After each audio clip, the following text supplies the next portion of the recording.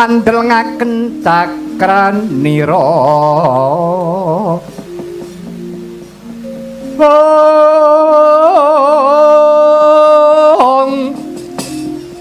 kumiteranang asta elinga yuang Wisnu Bathara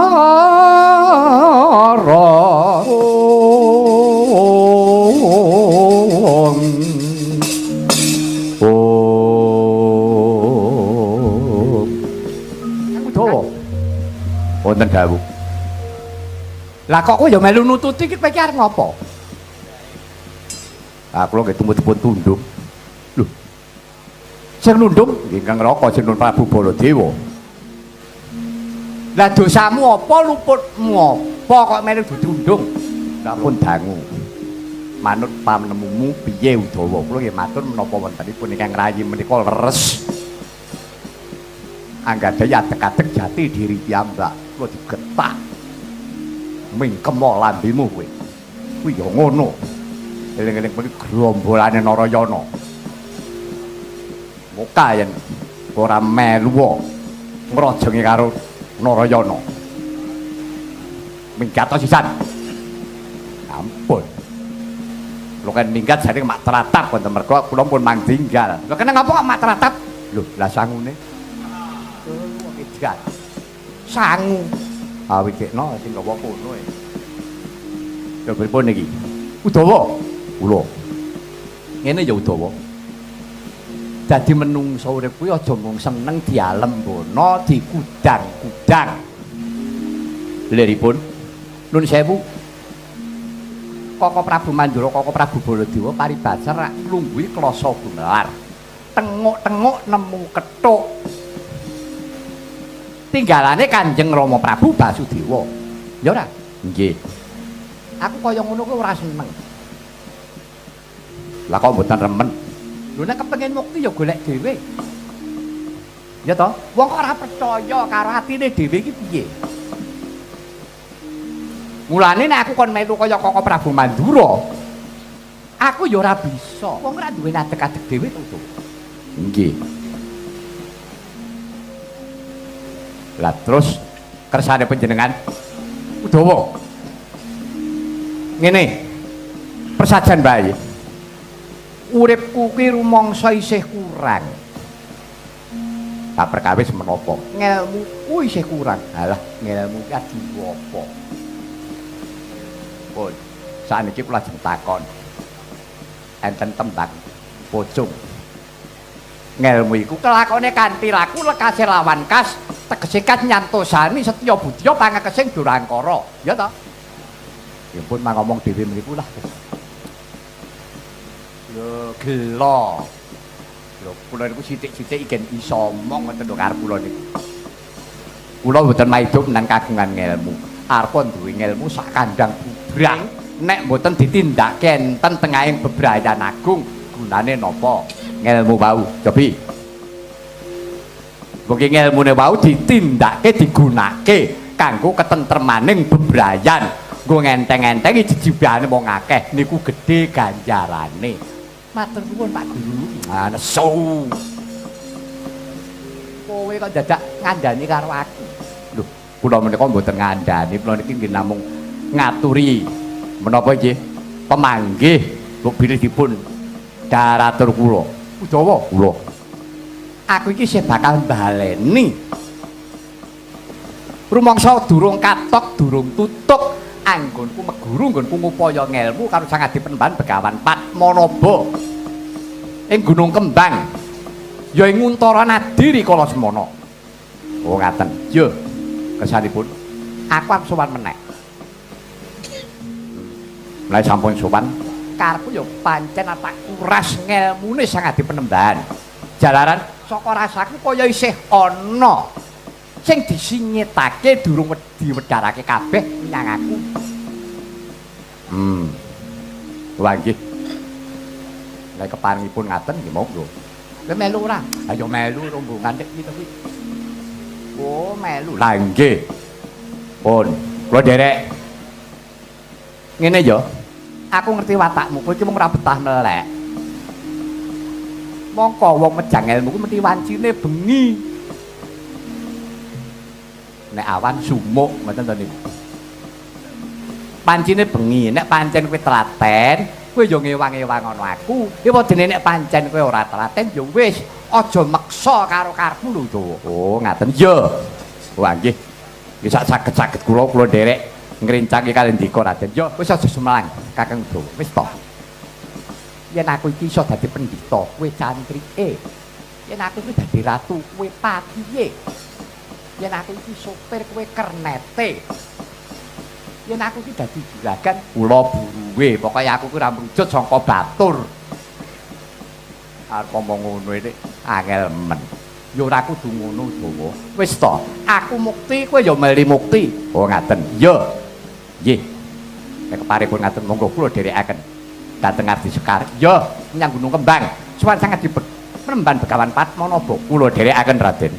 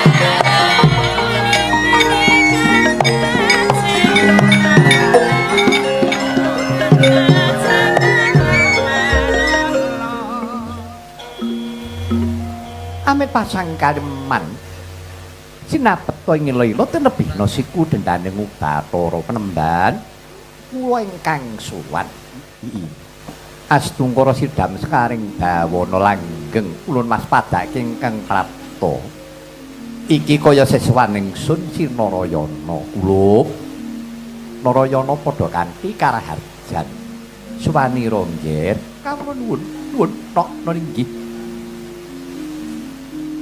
sangat dipenembahan awit kasembuh berkah pangestu paduka. Sangat dipenembahan raharja pisuwan kula mboten langkung. Kula ngaturaken sumengkeming pangabekti kula mawantu-wantu. Mugi konjuka sandhape kepada paduka penembahan. Iya. Narayana banget. Panarimanipun bapa dene sira ngaturake pangabekti. Kajaba saka iku kuluk sakwise jeneng sira lungguh ingkang prayoga.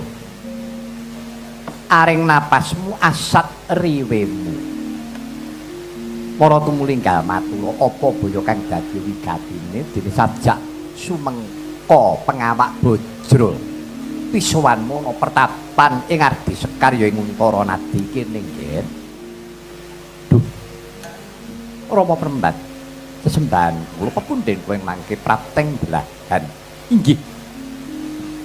Mugi andadosna ing kauningan waleh-waleh menapa sowan kula ngabiyantara paduka sangat dipenembahan. Inggih. Estanipun kejawi kula kapang dangu nggih kula mboten marak wonten resa paduka sangat dipenembahan. Persajan kemawon penembahan kados-kados dereng marem raos sing manah kula anggen kula sumungkem padanipun sangat dipenembahan Begawan Kesawa Sidi. Jawi saking menika sangat dipenembahan. Boten wonten kapitados sing manah kula kejawi namung paduka sangat dipenembahan Begawan Padmanaba inggih sang Begawan Kesawa Sidi. Rikala semanten paduka Rama Penembahan sampun peparing pinten-pinten kawruh ingkang paduka paringaken dhumateng jasad kula. Semanten ugi pusaka ingkang paduka paringaken dhumateng kula. Penembahan nyatanipun saged kasembadan peparing paduka pusaka senjata Cakra Baskara. Kenging kula nggih inggih menika nyirnakaken angkara murka kamurkanipun Narendra Sengkapura pun Kangsa Dewa. Sinaosa menika sesarengan kelawan pusakanipun Kakang Mas Kakrasana nggih Kaka Prabu Mandura sak menika kan. Nggih. Nyuwun pangapunten waleh-waleh menapa ketingalipun sangat dipenembahan kok taksih wonten raos sangga runggi kaliyan kula. Taksih wonten bab-bab wigatos ingkang paduka singetaken po. Menawi to kula taksih anggadhahi kalpatan dhumateng paduka sumangga kula aturi paring pidana dhumateng kula wondene. Menawi kula dipun keparengaken kula nyuwun malih dhumateng paduka sangat dipenembahan. Badhe kula nggih gayuh inggih menika rahayuning jiwa angka kalih kangge memayu hayuning kulawarga angka 3 kinarya memayu hayuning sasama pungkasanipun minangka memayu hayuning bawana. Menawi saking menika Bapak Penembahan keparing kula aturi paring dawuh menapa ingkang paduka paringaken dhumateng jasad kula. Kula namung sindika ndherek ngestakaken dawuh paduka sangat dipenembahan. Miyampa matur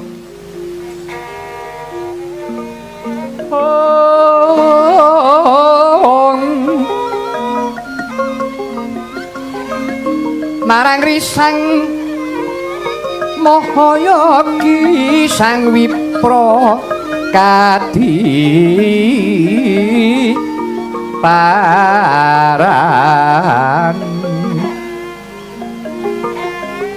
karsaning Hyang Adipati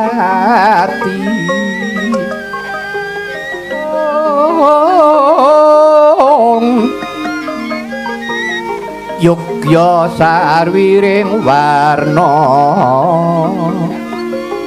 kumaran ning bumi mugi ulun pedhahna tandya sang wiku Anjarwi.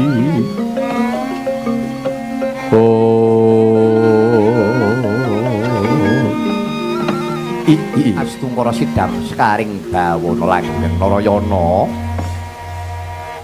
pratitis bebudenmu Kuluk.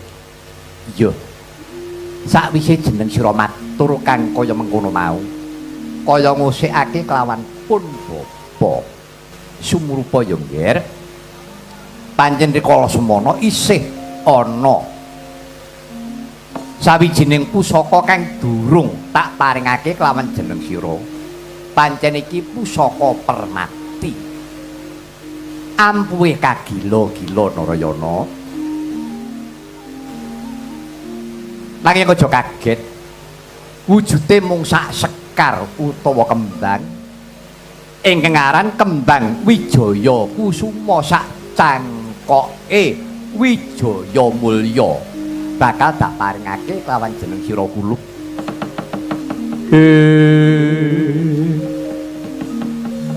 Kagyatri sang kapirang urinang kul kinempit kempit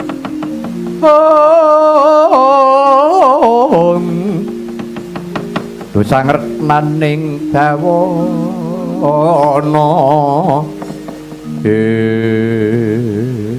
dan jipat sesemdan kula pepunden kula mangke prateng delahan. Iya, nadyan wujud menapa kemawon jer peparing paduka sang adi penemban badhe kula tampi minangka dados atek-ateking gesang kula, atek-ateking jati diri kula. Iya, dewe samapta tenan nampani pusaka iki. Nggih, kula tampi. Iya, mara tampanana nggih.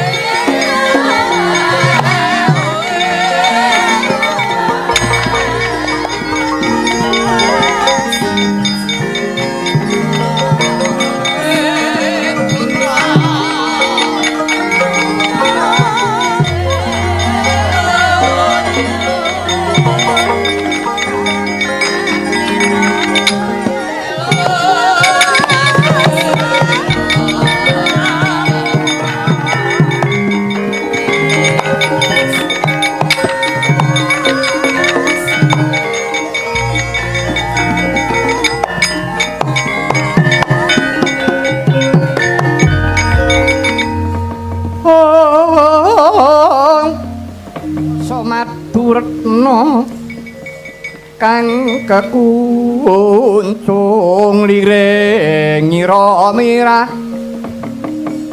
manes mraati lakung niring tuwuh jayeng tirta baya ingsun temah mati. Kula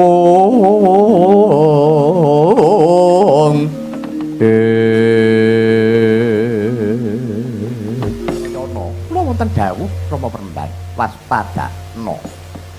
Iki nadyanto wujuding kembang. Ingkang aran kembang Wijaya Kusuma. Cangkoke ingkang aran cangkok Wijaya Mulya pangwasane. Daya pangwasane iki kena mbok nggungu sadani wong kang nandhang ruga, gedene kena mbok nggungu uripake wong kang tumekeng pati sing durung kala mangsane. Mekaten Bapak. Iya. Mula diarani Wijaya Kusuma. Wijaya wis ngarani kadigdayan Kusuma kuwi satriya. Ya kembang-kembanging janma duweni kadigdayan cangkok Wijaya Mulya kinarya mulyaake samaning dumadi. Yektine nggih Narayana sira minangka dadi utusane ngadil. Tegese sira kuat kadungan. Yaiku warananing jawata kang linuwih ingkang bisa memayu hayuning jiwa. Kaya kang wis mbok aturake ngarep. Angka loro memayu hayuning kulawarga, memayu hayuning sasama, memayu hayuning bawana. Pusaka kembang Wijaya Kusuma Cangkok Wijaya Mulya iki kena mbok nggo srana. Mekaten pendang iya. Nanging aja sumungah sesungaran ya Ngger Narayana. Elinga iki mung pusaka. Pusaka kuwi piranti. Piranti sakjroning sira urip nindakake jejibahan. Sira minangka dadi utusane ngadil, nanging kabeh mau kalah karo adiling kodrat. Tegese nadyan pusaka iki ampuh kagila-gila, nanging ing arep pun Bapa wis paring dawuh kalah karo adiling kodrat yen to papesten wis nekani pestimu bali marang alam kasidan jati. Pusaka ngelmu wis ora ning dayane apa-apa, mula pun Bapa paring dawuh kalah karo adiling kodrat. Ngerti Narayana? Inggih. Ngertos Rama. Inggih, wis taken. Yen to pancen mengkono wening ciptamu menepno rasamu, iki bakal tak papanake. Sajiwa kelawan anggamu, Ngger.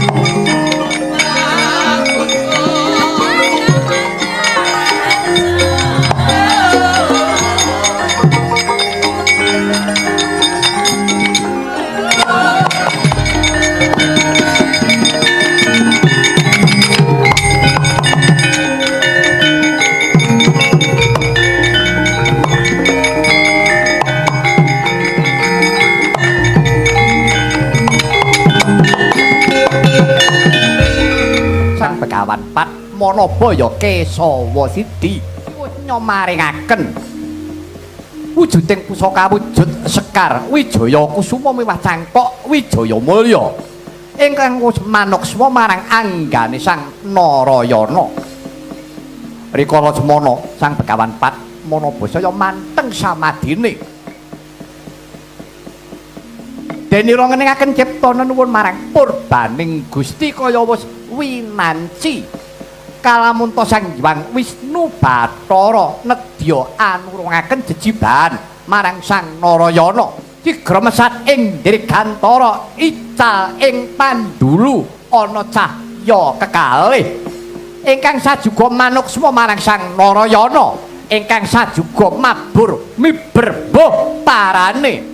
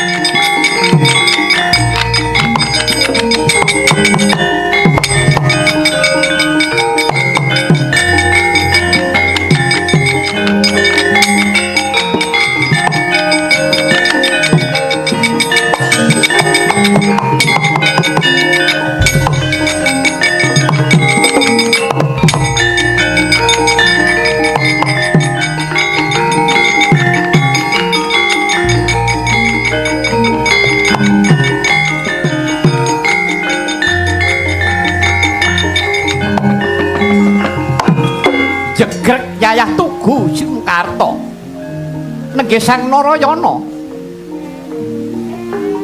Dupe mudhar saking Semedi. Ica saking Pandulu Sang Begawan Padmanaba. Iku sejatine Sang Hyang Bathara Wisnu ingkang wis manuksma marang Sang Narayana. Tiraken jejibahan ing Madyapada. Nanging rikala semana ana cahya ingkang ugi mijil saking Sang Hyang Bathara Wisnu. Yektine Wisnu binelah panitise marang Narayana miwah Risang Permadi. Sigra tumurun saking Dirgantara Sang Hyang Bathara Narada. Pragetya Pak Papo.